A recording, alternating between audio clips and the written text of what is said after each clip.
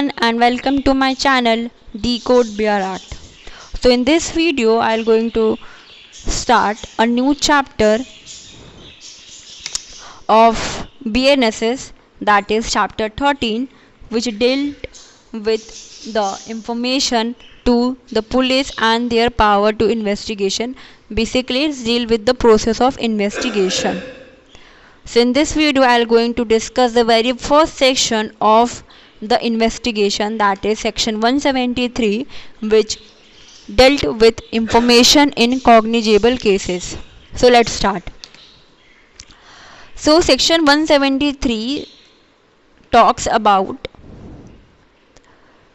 information in cognizable cases, which in parlance we say it as FIR, that is first information report.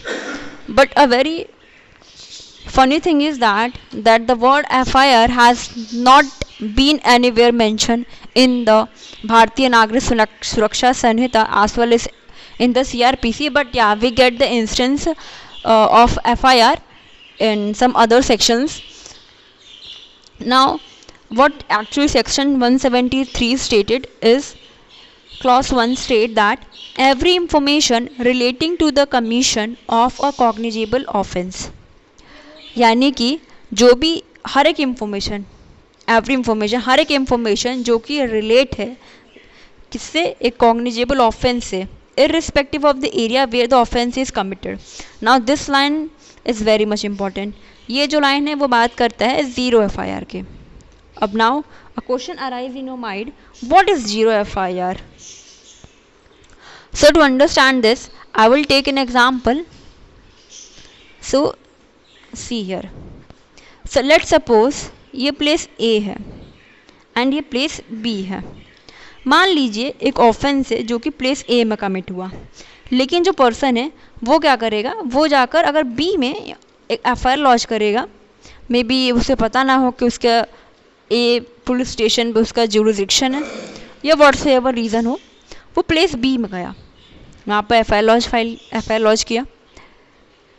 तो police officer क्या करेंगे, जो FIR diary रहती है, FIR diary में ऊपर पे लिख लेंगे ज़ीरो एंड लॉन्च कर लेंगे ज़ीरो FIR. देन आफ्टर जो B पुलिस स्टेशन जो है वाले ऑफिसर हैं वो A पुलिस स्टेशन को ट्रांसफ़र कर देंगे वो केस को. तो this is what is zero FIR. सो अब हम मूव करते हैं सेक्शन 170 जो कि बात करता है कि FIR के बारे में. तो ये कहता है क्लॉज 1 कि जो भी इंफॉर्मेशन है जो कि बात कॉग्निजेबल केसेस या कॉग्निजेबल ऑफेंस से रिलेटेड है, इररिस्पेक्टिव एरिया की जहाँ कहाँ पर भी ऑफेंस कमिट क्यों ना हुआ हो, तो उसे दिया जा सकता है ओरली या इलेक्ट्रॉनिक कम्युनिकेशन के थ्रू दिया जा सकता है. नाउ क्वेश्चन अराइज किसको दिया जाएगा, तो ये कहता है कि officer in charge of the police station उनको दिया जाएगा. और एंड इफ़ गिवन, अब ये कंडीशन लगाता है कि अगर उसे ओरली दिया गया है तब क्या होगा, एंड अगर इलेक्ट्रॉनिक कम्युनिकेशन के थ्रू दिया गया है तब क्या होगा. तो फर्स्ट पॉइंट में बात करता है कि अगर मान लीजिए ओरली दिया गया इंफॉर्मेशन, तो कहता है अगर ओरली दिया गया है तो सबसे पहले से रिड्यूस किया जाएगा राइटिंग में. किसके द्वारा, उस ऑफिसर के द्वारा या उसके डायरेक्शन में, उस ऑफिसर के डायरेक्शन में कोई सब ऑर्डिनेट ऑफिसर है वो उसे रिड्यूस करेगा राइटिंग में. देन आफ्टर उसे जो इंफॉर्मेशन जो पुलिस ऑफिसर ने अपने लिखा है उसे रीड ओवर करके सुनाया जाएगा इन्फॉर्मेंट को. अब नाउ क्वेश्चन रहा कि इन्फॉर्मेंट कौन है. इन्फॉर्मेंट वो पर्सन होता है जो कि FIR लॉन्च कराने आता है, जो इन्फॉर्मेशन देता है उसे हम इन्फॉर्मेंट कहते हैं. एंड और जितने भी ये इंफॉर्मेशन है अगर उसे राइटिंग में दिया गया है, यानी कि जो इन्फॉर्मेंट है वो खुद राइटिंग में लेकर आया है या उसे रिड्यूस किया गया है राइटिंग में. अब राइटिंग में कैसे रिड्यूस करेगा पुलिस ऑफिसर, या तो खुद रिड्यूस करेगा राइटिंग में या तो अपने सबऑर्डिनेट ऑफिसर को बोल देगा कि तुम इसे रिड्यूस कर दो राइटिंग में. एज अ फोर्स जैसा कि ऊपर दिया गया है.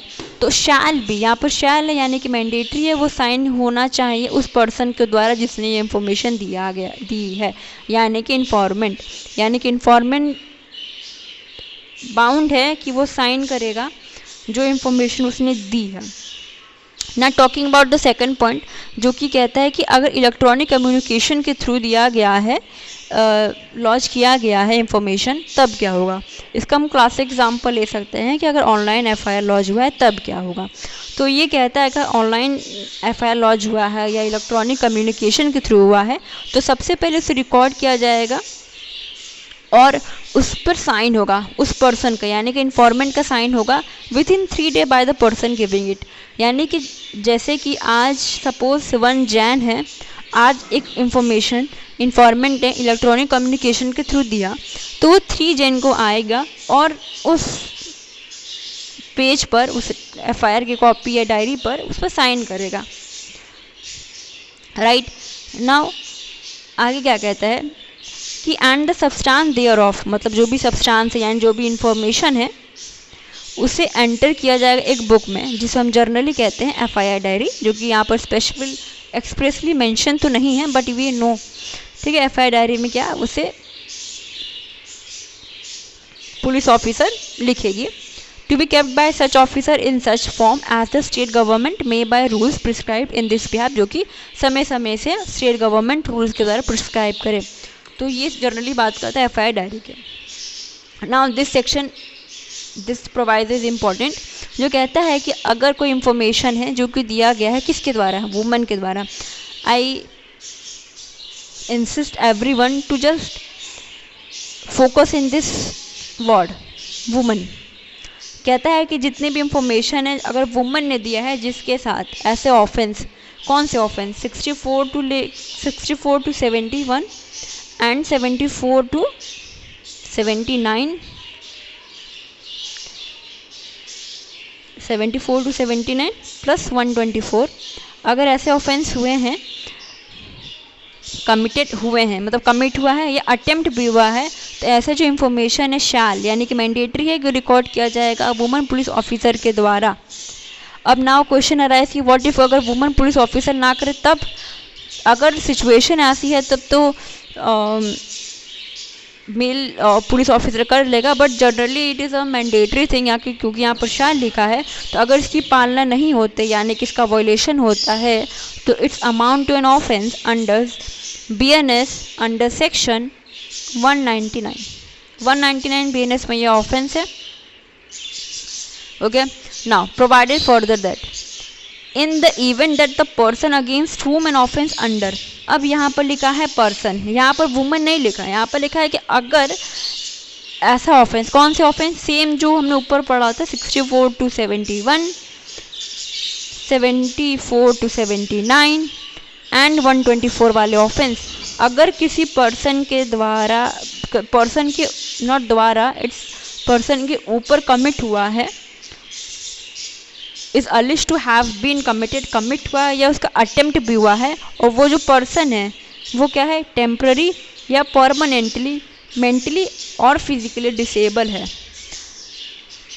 तब ऐसे जो इंफॉर्मेशन है उसे रिकॉर्ड किया जाएगा पुलिस ऑफिसर के द्वारा उसके रेसिडेंस पर, उस पर्सन के, मतलब जो टेम्परेरी एंड परमानेंटली मेंटली और फिजिकल डिसेबल है उसके रेसिडेंस पर किया जाएगा, या कोई भी कन्वीनियंट प्लेसेस जहाँ पर वो पर्सन बताएगा उस प्लेस पर इंफॉर्मेशन रिकॉर्ड किया जाएगा in the presence of interpreter या special educator as the case में, अगर ज़रूरत पड़े तो स्पेशल एजुकेटर एंड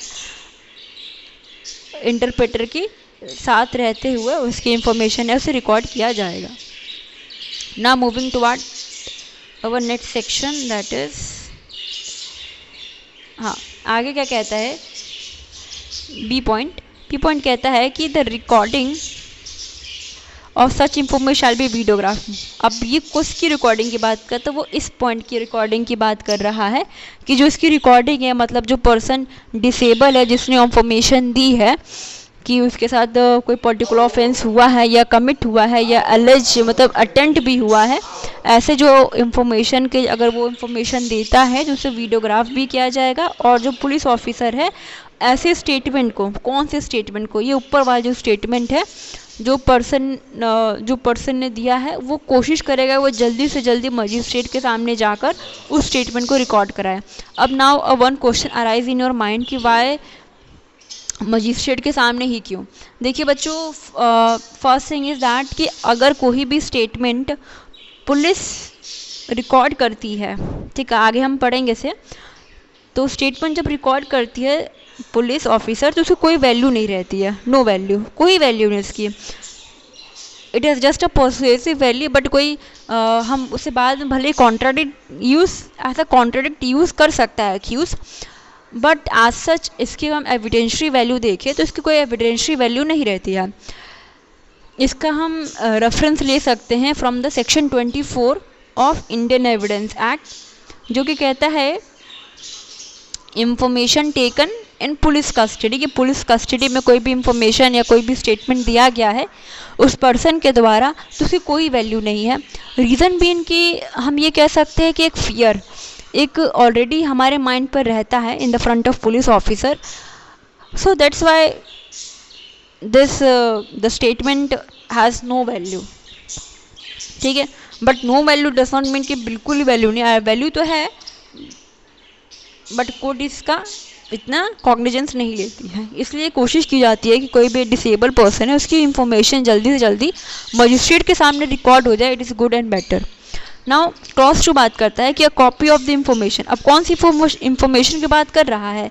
ये इंफॉर्मेशन जो इन्फॉर्मेंट ने दिया है क्लॉज 1 के अंडर, जो कि आगे लिखा गया है कि एज रिकॉर्ड, जो रिकॉर्ड किया गया है सबसेक्शन 1 में, तो उससे फ्री उसे दिया जाएगा, 4th में दिया जाएगा फ्री ऑफ कॉस्ट, इसलिए कोई भी पैसे नहीं लगते हैं, फ्री ऑफ कॉस्ट दिया जाता है इन्फॉर्मेंट को या तो विक्टिम को। यहाँ पर और लिखा है यानी कि नेसेसरी नहीं है कि विक्टिम को हर केस में दिया जाएगा। बेसिक थिंग ये है कि अगर जिसने लॉन्च किया है एफआईआर उस पर्सन को मिल जाएगा। नाउ मूविंग टुवर्ड क्लॉज 3, जो कि कहता है कि without prejudice to the provision contain in section 175, यानी कि सेक्शन 175 में जो कुछ भी दिया गया है उसको ना अफेक्ट करते हुए। तो बेसिकली अब आपके माइंड में क्वेश्चन आएगा कि क्या दिया है, तो बेसिकली सेक्शन 175 आपका बात करता है power to investigate the cognizable cases. तो जब कोई कॉग्निजेबल केस होता है तो उसमें जो क्या पावर रहती है पुलिस ऑफिसर को, उसको ना अफेक्ट करते हुए ये कहता है क्लॉज 3 कि on receipt of information relating to the commission of any cognizable offense, ये आपका न्यूली एडेड है। फर्स्ट थिंग ये न्यूली एडेड, ये पहले आपको इसमें नहीं था, सीआरपीसी में नहीं ऐड किया, ऐसा कोई प्रोविजन नहीं था। ये कहता है कि क्या कहता है, आपको सिंपली बता देती हूँ कि कहता है कि बिना सेक्शन 175 को अफेक्ट किए हुए कि अगर कोई भी इंफॉर्मेशन पुलिस ऑफिसर के पास आती है कि कोई कॉग्निजेबल ऑफेंस हुआ है जिसकी punishment, let me remove this, या जिसकी पनिशमेंट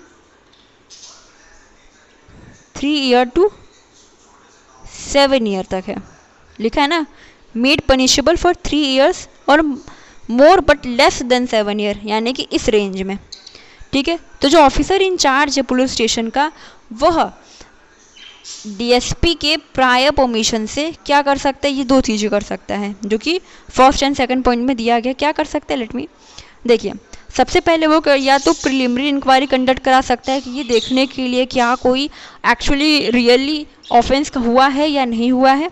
दूसरा, अगर prima facie case police officer को लगता है कि हाँ ये प्राइमा फेसाई केस है कि हाँ ये ऑफेंस हुआ है, तो वो इन्वेस्टिगेशन से प्रोसीड कर देगा। ये आपका क्लॉज 3 बात करता है। Okay, so let me read it once and I believe there is no doubt.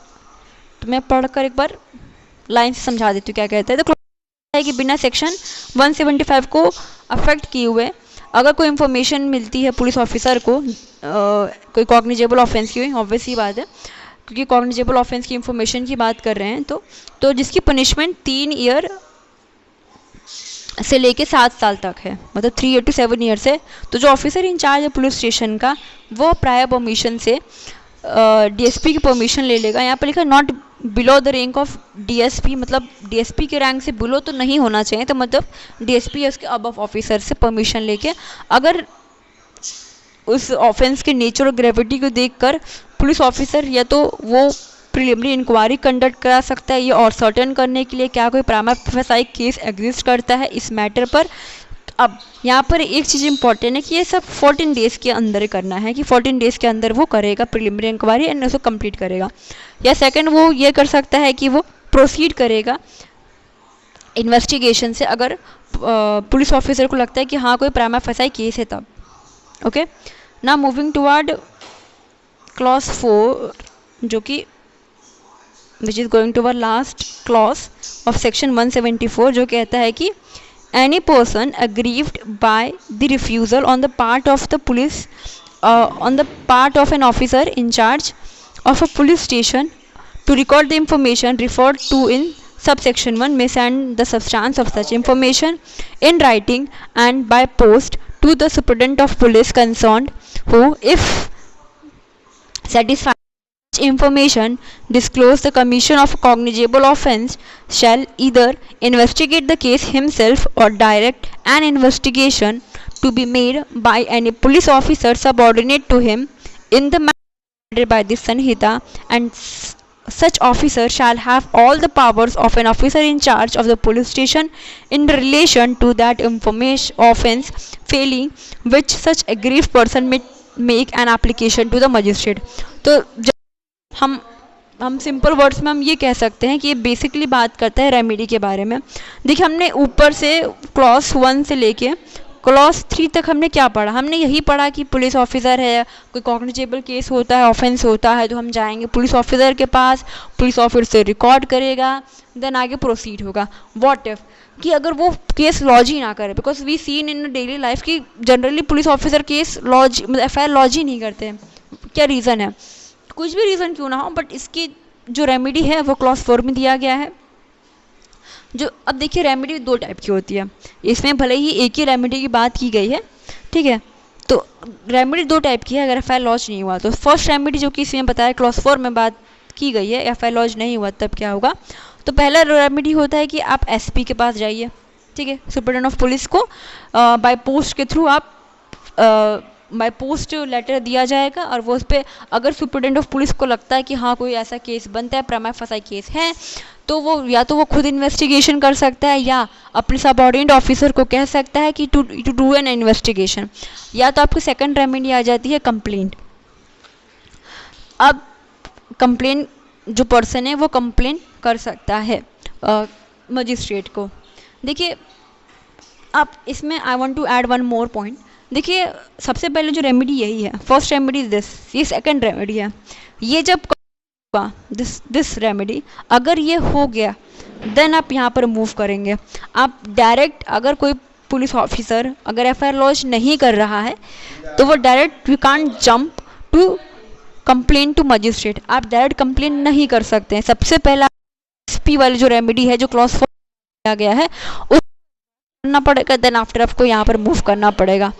क्यों मैं ऐसा क्यों बोल रही हूँ, आगे जब हम नेक्स्ट वीडियो में जब हम आगे सेक्शंस पढ़ेंगे उसमें स्पेसिफिकली मेंशन है कि सबसे ये जो रेमेडी को करना पड़ेगा और इसके एज एन एफिडेविट देना पड़ेगा टू द मजिस्ट्रेट. ठीक है. अब क्लॉज 4 क्या कहता है, कोई भी पर्सन जो अग्रीव्ड है, क्यों अग्रीव्ड है, क्योंकि FIR लॉज ही नहीं हुई. किसने लॉज नहीं किया, पुलिस ऑफिसर ने लॉज नहीं किया. तो ये कहता है कोई भी पर्सन जो अग्रीव्ड है by the refusal on the part of the officer in charge of the police station, कि उसने अगर इन्फॉर्मेशन रिकॉर्ड किया गया है, कौन सी इन्फॉर्मेशन, जो कि हमने सब सेक्शन 1 में पढ़ा, यानी कि एक FIR. तो वो ऐसे जो सब्सटेंस है, जो इन्फॉर्मेशन है वो भेज सकते हैं अपनी इन्फॉर्मेशन को राइटिंग में और थ्रू, यानी कि राइटिंग एंड पोस्ट, ये 2 चीज़ होना चाहिए. मतलब पोस्ट के थ्रू राइटिंग में होना चाहिए. किसको देगा वो, सुपरिटेंडेंट ऑफ पुलिस को देगा. एंड हु, अगर SP सेटिस्फाई हो जाता है कि ऐसा जो इन्फॉर्मेशन है वो एक कॉग्निजेबल ऑफेंस के बारे में कॉग्निजेबल ऑफेंस कमीशन के बारे में डील करता है, तो वो तो या तो खुद इन्वेस्टिगेट कर देगा वो केस को या डायरेक्ट करेगा इन्वेस्टिगेशन, कि वो इन्वेस्टिगेशन एक पुलिस ऑफिसर जो कि उसके सबऑर्डिनेट है वो करे. In the manner provided by the Sanhita, कि उस मैनर में जो कि संहिता में प्रोवाइड किया गया, जो कि हमने क्लॉज 1 to 3 पढ़ लिया है. ठीक है. और जैसे जो ऑफिसर हैं उस पर सारी पावर है, कौन से ऑफिसर को, वो ऑफिसर जो कि सुपरिटेंडेंट ऑफ पुलिस ने एम्पावर किया कि आप इस पर इस जो केस है इस पर आप कॉग्निजेंस लेकर सारे मैटर को सॉल्व करें. तो उस पुलिस ऑफिसर के पास सारे पावर हैं जो कि इस संहिता में generally officer in charge of police station के होते हैं. Understand. This is all about section 173. इसमें हम और कुछ पढ़ सकते हैं, लाइक व्हाट इफ उसकी एविडेंशियल वैल्यू क्या है, FIR की डिले हो जाए तब क्या होगा. So that will I will deal that thing in the next video. Till then, thank you for watching this video. Thank you, and we will meet at the next session. Till then, thank you. Bye bye.